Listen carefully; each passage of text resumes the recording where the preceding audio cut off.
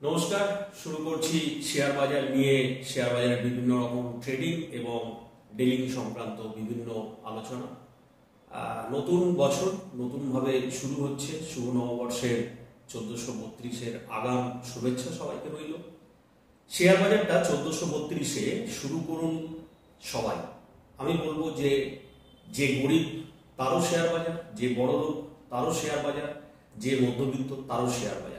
মানে অনেক সময় আমি বলতে শুনেছি যে আমার মাসিক আয় তো খুবই কম, দিন মজুর করে হয়তো ডেলি 400 টাকা 500 টাকা পাই। আবার অনেককে বলতে শুনেছি যে আমার মাসে হয়তো 2-4 হাজার টাকার রোজগার। আবার অনেকে হয়তো বলে আমার মাসে 2-4 লাখ টাকার রোজগার। তো শেয়ার বাজার 2-4 লাখ টাকা রোজগারের লোকের, আবার মাসে 2000-4000 টাকা রোজগারেরও লোকের। এবং সেখানে নতুন উপায়, নতুন কৌশল, নতুনভাবে চিন্তা ভাবনা করা, এটাই হচ্ছে শেয়ার বাজারের বেসিক পড়াশোনা। সেগুলো সবাইকে একটু জানতে হয় যে শেয়ার বাজার কেন সবার। তো সেটা আমি একটুখানি পড়াশোনা করে খুঁজে বের করলাম যে শেয়ার বাজারে 100 টাকা দিয়েও লাখপতি হওয়া যায়। শেয়ার বাজারে 100 টাকা দিয়েও বড়লোক হওয়ার স্বপ্ন কেন সত্যি হতে দেখা যায়, দেখা গেছে। এবং সেটা অনেকটা সিকিউরড ইনকাম। এই নয় কি যে ভয়ের ব্যাপার। এক তো হচ্ছে আপনি 100 টাকা করে দিচ্ছেন, সুতরাং সেখানে ভয়টা তুলনামূলকভাবে কম থাকে।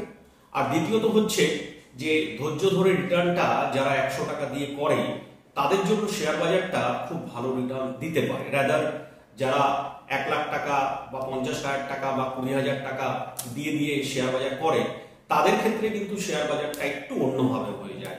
সেটা একটু স্পেকুলেশনে চলে যায়, সেটা একটুখানি জুয়ার মনোবৃত্তি হয়ে যায়, সেটা উল্টো পাল্টা কেনা বেচা এই টাইপের হয়ে যায়। সুতরাং আমি বলবো 100 টাকা দিয়ে শেয়ার বাজারটা আপনিও শুরু করুন আগামী নতুন শুভবর্ষ 1432 থেকে।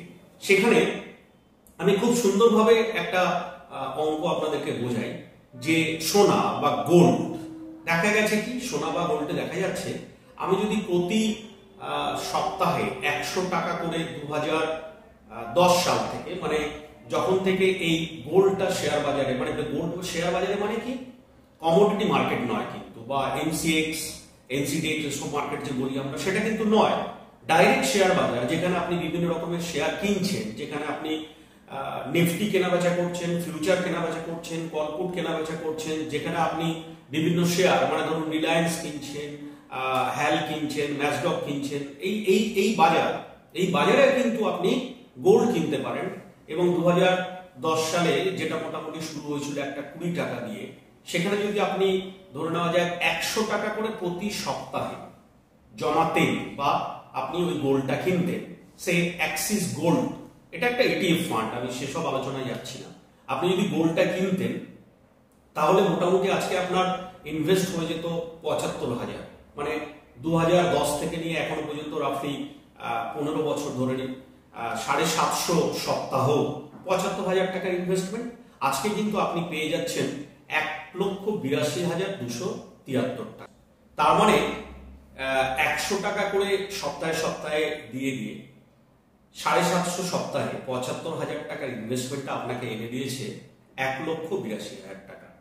তো ভাবতে অবাক লাগে যে এত বছর পরে গোল্ড যে একটা শেয়ারিং মতো ইনভেস্টমেন্ট, এবং যেটা অত্যন্ত মানে কম টাকা, বলবো 100 টাকা সপ্তাহেই, তাও সেটা আপনাকে এনে দিল একটা প্রায় 2 লাখ টাকার সমান রিটার্ন।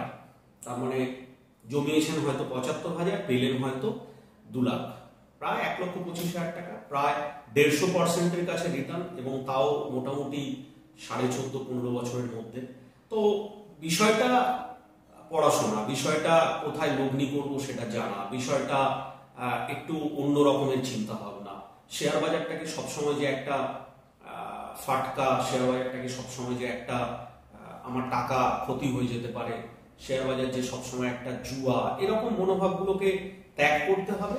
এবং যারা একদমই কম টাকা দিয়ে শেয়ার বাজারে ঢুকতে চাইছেন, অবশ্যই তাদেরকে একটুখানি পড়াশোনা করতে হবে।